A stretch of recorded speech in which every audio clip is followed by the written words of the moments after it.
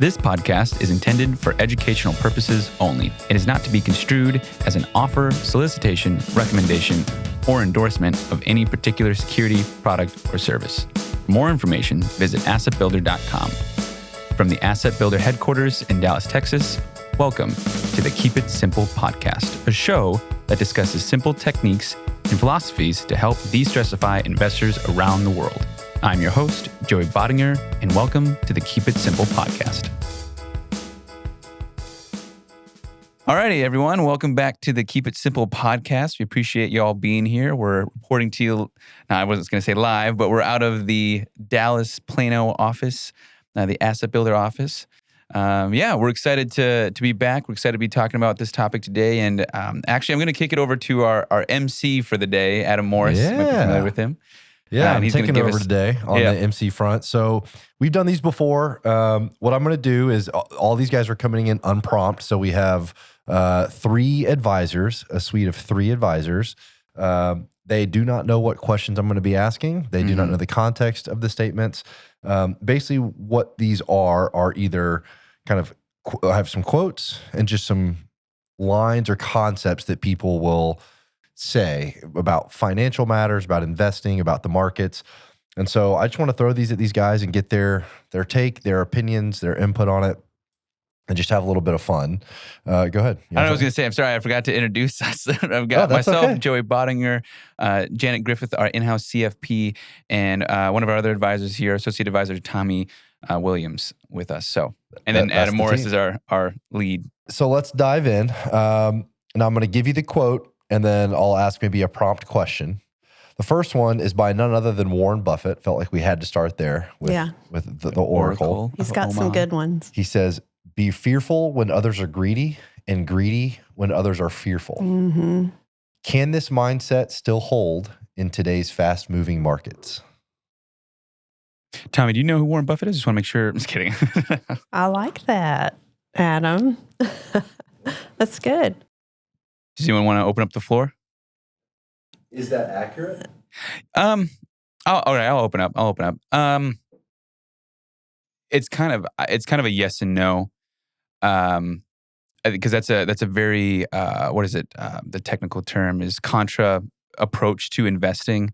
You can do it that way. I think a lot of people don't have the emotional gut solidity or just the emotional gut to take that on, because that's pretty hard, right? When market's going down, it can be scary. I'm not gonna lie, it can be scary when they're volatile. It can be scary, and when the markets are up, it's really attractive to go buy, right, and just get in on the quote unquote fun, so to speak. But yeah, I mean that's probably the. To be honest, it's hard for me to go against Warren Buffett, right? Like the leader of the entire pack on investing, but yeah, I mean that is a good mindset. If you can have the idea of like, hey, maybe I shouldn't go all in and buy more equity when things are so up, right? Like last year, things were up super high, and we knew that valuations were high. Well, maybe we don't want to throw in the extra 20,000 we have sitting in cash right then, right? Maybe wait for the correction because they'll come. And then this year, right, things are down. It's not as fun. The outlooks are a little bit wonky right now. But we know that valuations are now down, and so that 20,000, it would probably be a good time to buy in. I would say don't rely on that strategy and stray away from doing a dollar cost averaging strategy. But if you have extra cash laying around, now would be more the time, right? When people are being fearful, now is the time to be greedy. So yeah, I would say it does hold up, but I would also caution to be like, don't full out go that direction. Like, still stay with a dollar cost averaging. If you have any extra savings, then apply the greedy versus or be fearful when people are greedy and greedy when people are fearful. I would agree. I think this is kind of probably a statement that I've been saying a lot lately to myself. I think I agree with Joey I say you don't want to get in the trap of maybe holding on to that cash and waiting for dips such as, what we're having right now. Mm-hmm. So consistent investing is always going to be the winner. But I do think there are some benefits to, if you do have that extra cash laying around, good time to buy. Mm-hmm. So, I would say it definitely correlates with buy low, sell high, right? Ultimately, we all know that's the thing. And so to Joey's point, it goes against our nature. When the markets are going down, people want to what? They want to pull out. That's the wrong time to pull out, obviously. So you want to pull out when the markets are high, if that's what you're going to do. So ultimately, yes, do you know when is the right time? When is it going to be at the lowest low, right?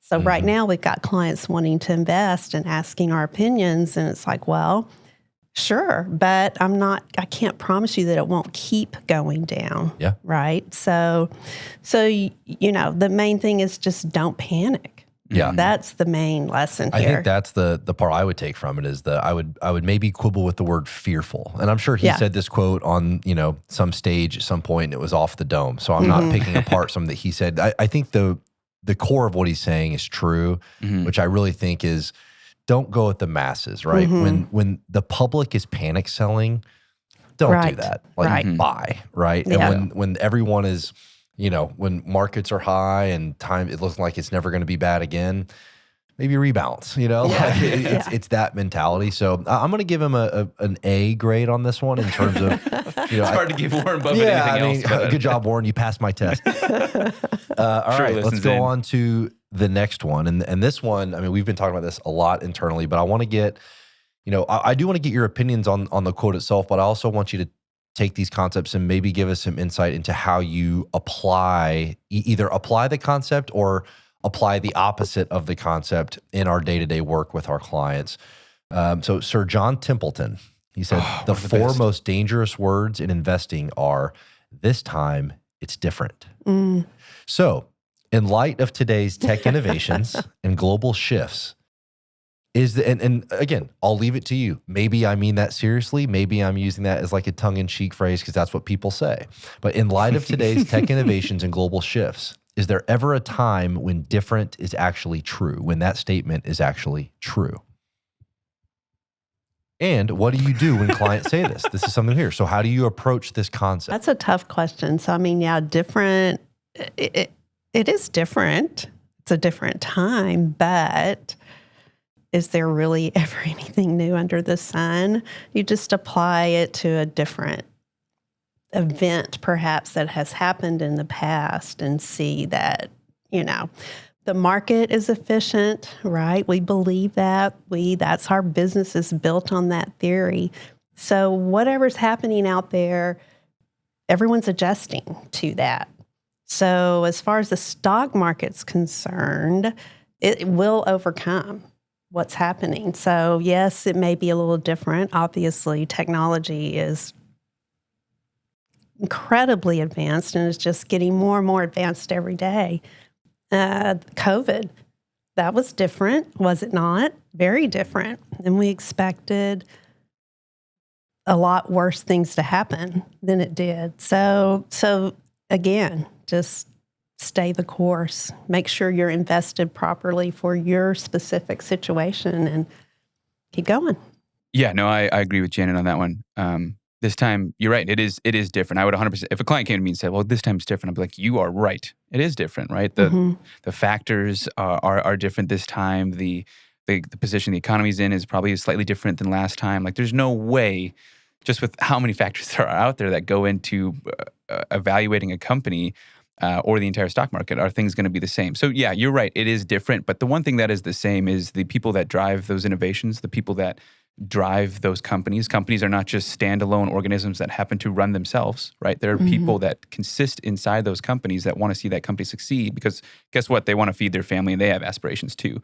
That's not to say that things won't have downturns like this year, right? We're making adjustments, making turns, but as an economy, as a country, we want to grow. And I can't remember. I think it's the endogenous. I might be butchering that, and I might even have the wrong theory, but I'm pretty sure that's the right one.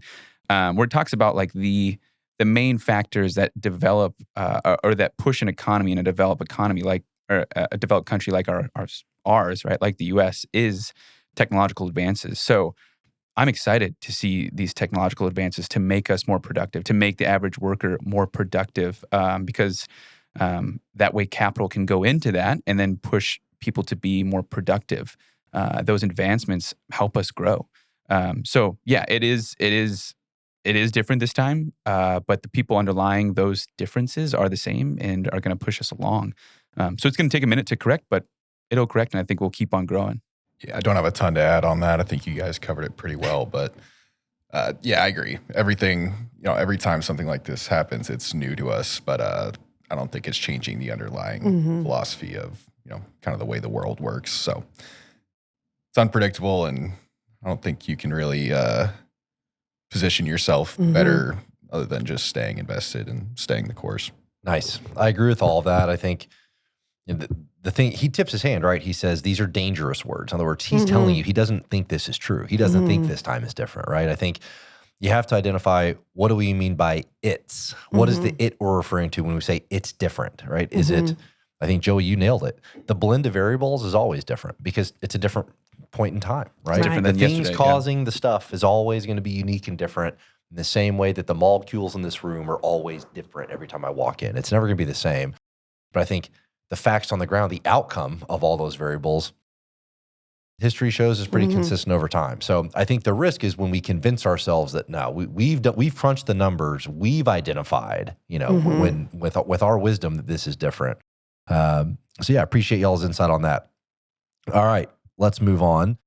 We're all familiar with good old Dave Ramsey, right? I think Yeah. most of what he does, we like. There's some things on the margins that, it's like he's so close. But one of his that I think rings true, he said, a budget is telling your money where to go instead of wondering where it went. So this is something we do a lot with our clients, particularly in the planning that we do. How do you approach budgeting with clients who resist that kind of structure? Like, how do we get a client from scattered and floating in the wind financially to focused, structured in a way that honors their long-term plan, right? In a way that strengthens it. It's different for different people, but ultimately just being able to show them that they can plan, that they can make good decisions along the way. I mean, we cannot control the markets, but we can control our plan, right? And then we adjust based on market performance or inflation or whatever the variables are as we go along. But if we've helped them to see out into their future and what it could look like and identify their goals and their objectives and their inner desires and passions and help them see that they can reach that, then yes, then they can say, okay, now you need to understand that you need to save this much. You can spend this much, save this much, all the things. And then even boil it down to, this is how much you can spend on a new car. This is how much you can spend on a new home or a vacation home or whatever it is. Yeah. Because you will still meet your objective in the end. So I agree. From y'all's perspective, why is budgeting, because we were talking about this the other day, like when we engage in planning with clients, the first thing we do is we collect a ton of data, right? Like that's what we need. We need all the data from your life, or the data that most closely approximates your financial life, right? So that would be things like asset balances, debt levels, expenses being a big one. In our experience, it is remarkable. Like we literally, just for all those listening, in our process, step one is collect the data. Step two is set a meeting with the client to review the data and correct the data that they just submitted. Yeah. It's literally a part of our process that's documented. Why? It's because that's how bad people are at knowing what they're spending. Like they don't know. So step one in any planning for us is literally drill down into what they provided us, because we know it's wrong. Like we know just intuitively there's a good chance. There's a good chance. We know from looking at the numbers that can't be right. Yeah. Like that's either it's a yearly number that should be monthly or vice versa. It's wrong. It's inconsistent. Why is that? Like from y'all's perspective, why do people struggle so much with a budget? I have my thoughts, but I really want to hear y'all's. Tommy, I want to hear yours first. Sorry, I know it's been going Janet, me, Tommy, so I want to make sure Tommy gets before I. Yeah, I think the reason it's hard is because not everybody wants to look internally at things like that, because it's sometimes hard to do, especially with something along the lines of your finances. So it's not a fun task for people to do. But on the, I'm kind of someone that doesn't have like a line by line budget. There are people like that. And I think it's just kind of who you are if you enjoy or not enjoy, but if you want to dig deep and go line by line or something like that. But one thing I like to do is a bucketing strategy.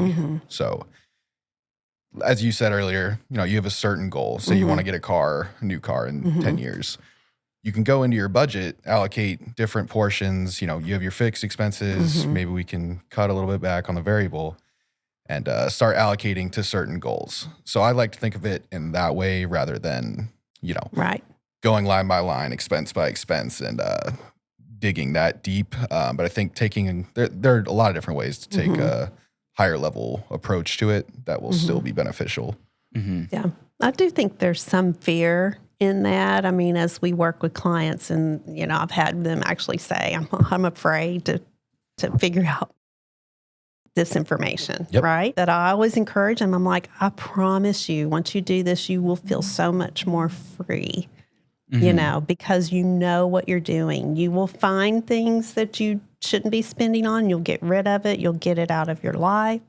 You'll see that maybe you could spend more than you wanted to in certain areas too, or than you thought you could. And so it is definitely a freeing experience. So yeah, getting them across the line. I hadn't really thought about it that way, Adam. It's a very thought-provoking way to look at it for sure. But this is going to be more cynical. I think people are inherently lazy. Yeah. To be honest, it's not. No, that's why we're having this conversation. Because I think that's absolutely part of it. Or busy. Yeah. And it's not, to Tommy's point, it's not fun. Yeah, it's not fun. It depends on who you are. My wife and I have a great time. Yeah. You guys are nerds, though. Yeah, we're weird people. We get it.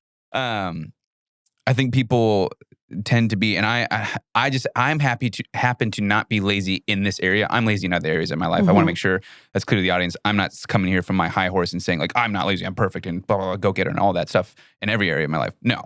In this one particular area, I'm not as like slow to act on it. But my wife and I do go line by line. Now, my wife is an accountant, so that helps. But I think people are inherently lazy and also afraid, and I think that's very fair, right? It's not everyone's cup of tea. Just like doing taxes is not the most fun time for people, and just like people can be afraid, and I understand that, right? But information is king, right? With more, how many people have said, "I don't need more information to make an educated decision"? Very little, right? You need as much. Don't go analysis paralysis, but more information usually lends to better decisions, better outcomes. That's why, like you said, in our process for financial planning, we make sure that the data is accurate, because if we don't have good data, if we don't have good ingredients going into the oven to bake the cake, we're going to have a crappy cake, right? Yeah. And so, I mean, it's always a statistical bet, right? Any decision, you're playing the odds of what your experience and what life has told you. This is likely to lead to a good outcome. This is likely to lead to a less good outcome. So it's always odds based. But to your point, the more information you have, the better those odds. Yeah, the more reliable those odds are going to be, right? Yeah. So, and I think we're not the best right now as a people. I'm not even just saying the United States as a people, of building habits, and doing a budget is building a habit, and that's a hard habit to build because it's not one you do every day. And I don't necessarily suggest that, but like it's a hard habit to build for sure, and just setting those in place so people just. I think you guys nailed it. I mean, I think it's those two things. The first thing that came to my mind when I read this one was fear. I think it's definitely laziness. And again, this is not like, look, we're glad, right? We have jobs because we know this is a hard thing. That's why we add values, because we're helping you. We're pulling you through the slog going, hey, we got to get through this to get to the bright side of the end of the plan, right? But I do think a lot of it's just fear. It's, I'm afraid most people, if you're not budgeting, you're probably not optimized. That's just the fact. And so people know that intuitively deep down. And to fix the problem, we first have to look at the problem. And people don't want to look at the problem. They don't want to look at like, am I going to see bad news there? And what am I going to have to do to make that bad news turn into good news? Yeah. Yes. And I also want people to know like that isn't a reflection of like you're a bad person or you failed or something like that. Like that's not what it is. It's like, yeah, we haven't made the best decisions in the past maybe, but like, let's change going forward. Yeah. I respect the person that can be humble enough to be like, you know what, I was wrong, but I'm going to move forward and change this. And that's awesome. And so, I don't think it reflects on you of like, we've made some bad decisions in the past. All right, that's gone. Let's move forward, So anyway. All right, so we got about 10 minutes left. I'm going to ask one more of kind of the, let's say, first set of questions. Then I want to get at least a couple of these more peripheral ones in to throw you guys off balance here. Oh, yeah. Will Rogers once said, "Too many people spend money they haven't earned to buy things they don't want to impress people they don't like." Will Rogers said that, huh? Yeah. How do social pressures and lifestyle inflation factor into your financial planning conversations with clients? So I would ask that a different way. Either in your own life or in your experience with clients, how do you see that? Do you see that playing out? And if so, what does that look like? And how do you address it?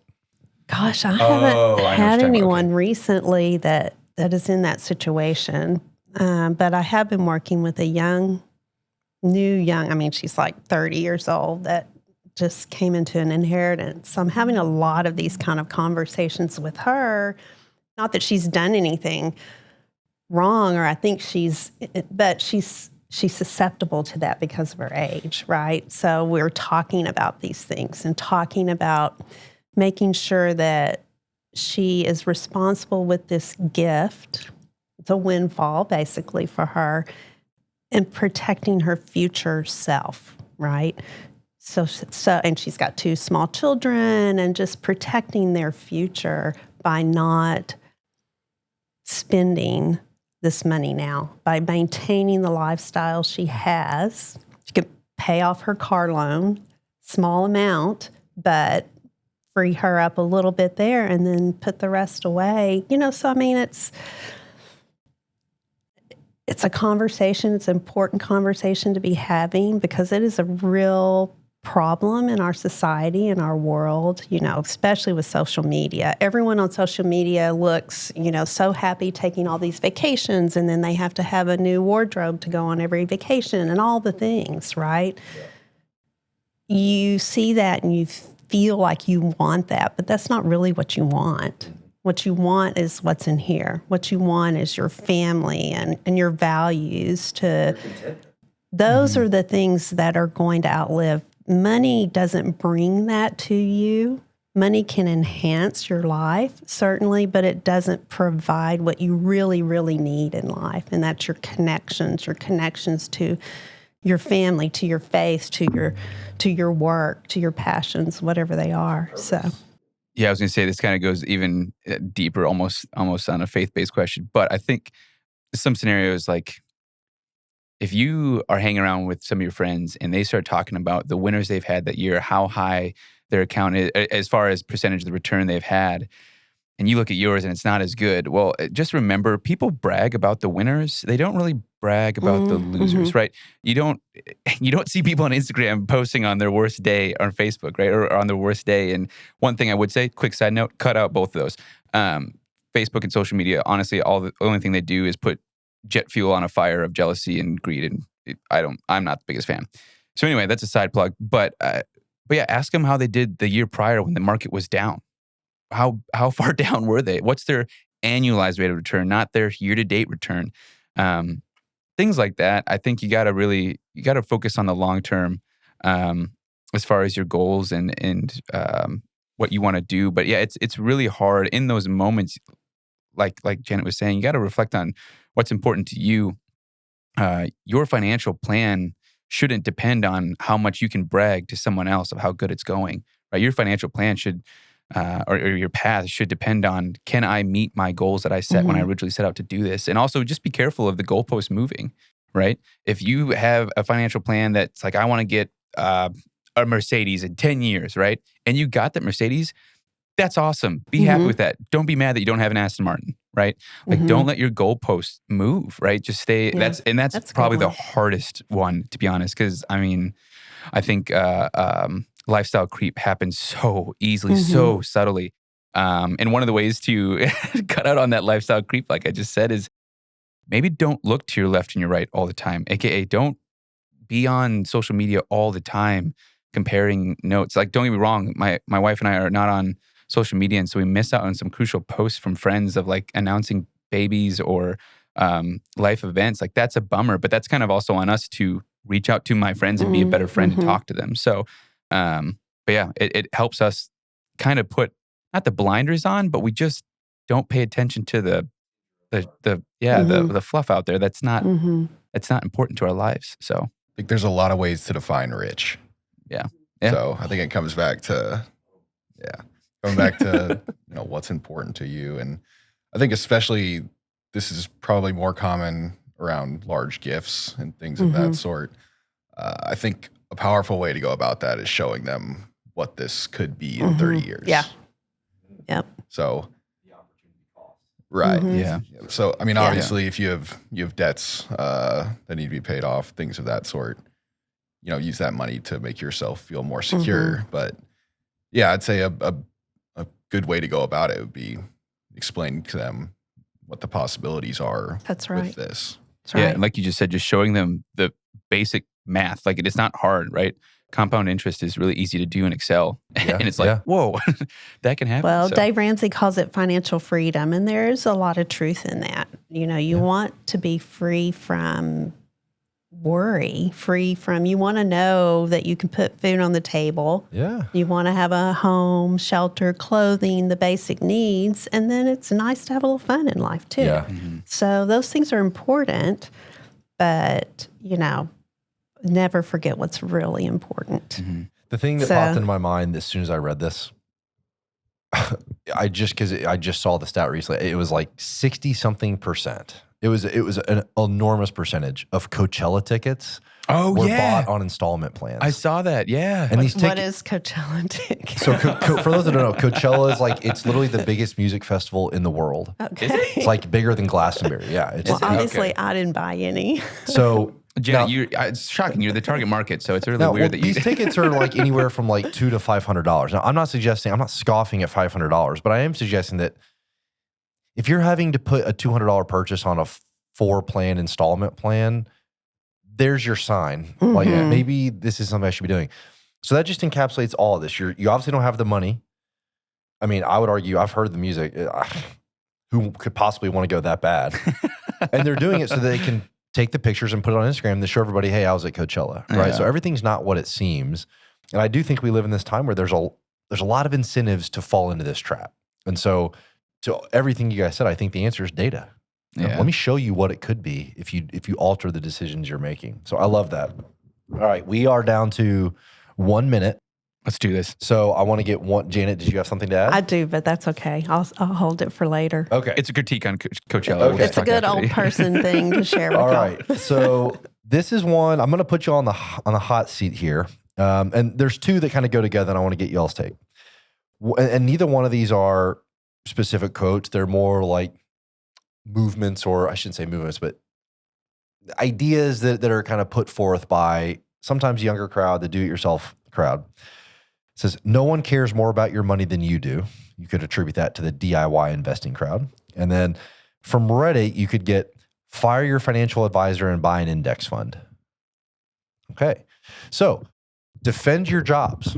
Well, the first thing that comes to my mind is psychological counseling is one of the biggest things that I do, right, with my clients. And right now, I'm doing it every day. A lot of them call me and they go, I know what you're going to say, but go ahead and tell me anyway. They just need that support, that encouragement that they're doing the right thing. They need someone else looking at the numbers. It's called peace of mind that, yes, I've done everything right. Yes, I have someone who is experienced in this world of investing and financial planning or whatever it is that's keeping me on track. And that's the biggest thing that we do, I think.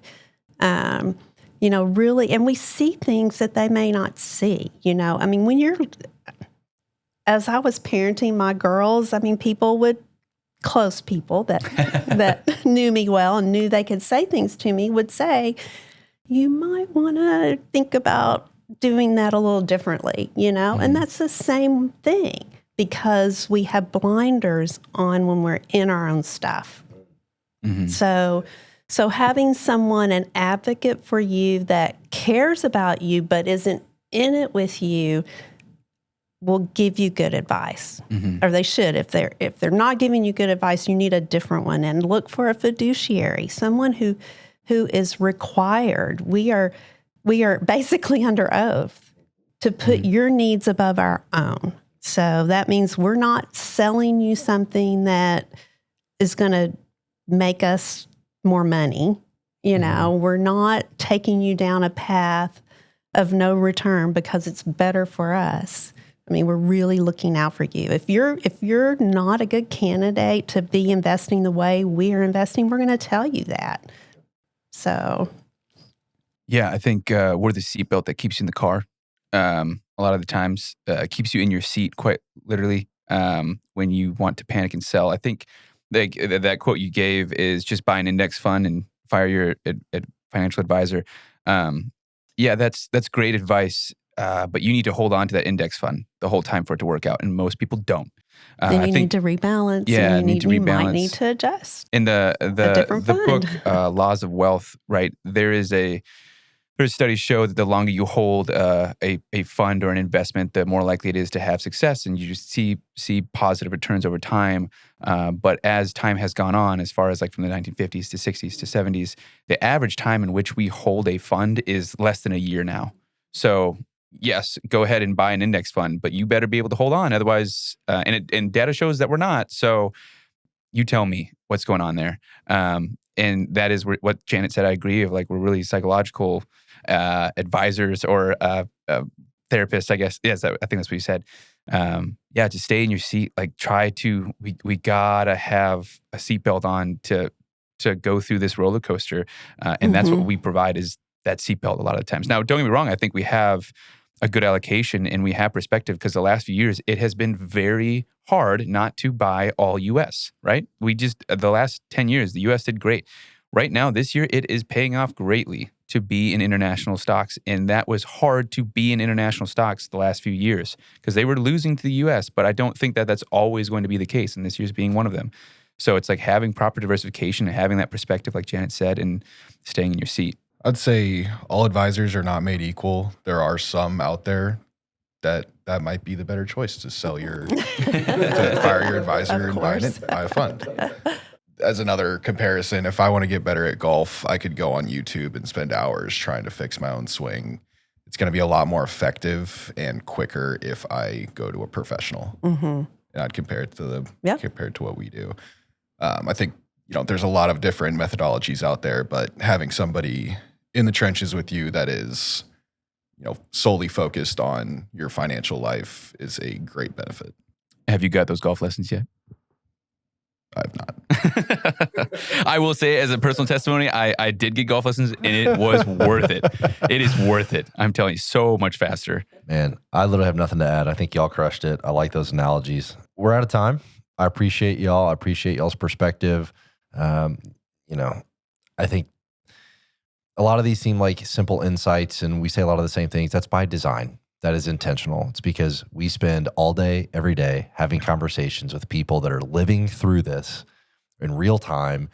And that's a lot of data coming in. It's a lot of experience being had as a proxy walking through life with these people. And we're just extremely passionate about sharing that with as many people as we can. So I appreciate y'all's contributions to this conversation, your insights. Thank you guys for listening. I would ask you, if you like what we're doing, you like listening, please rate us, review us, obviously subscribe, reach out to us if you have questions. You can reach us at podcast@assetbuilder.com. We'll be back in a couple weeks with another episode. And in the meantime, stay smart out there. Goodbye. Bye. See y'all. If you have any questions for Adam, Janet, or Joey concerning this topic or anything else, send us an email at podcast@assetbuilder.com or visit us at our home on the web, assetbuilder.com, where you can set up a time to meet with an advisor.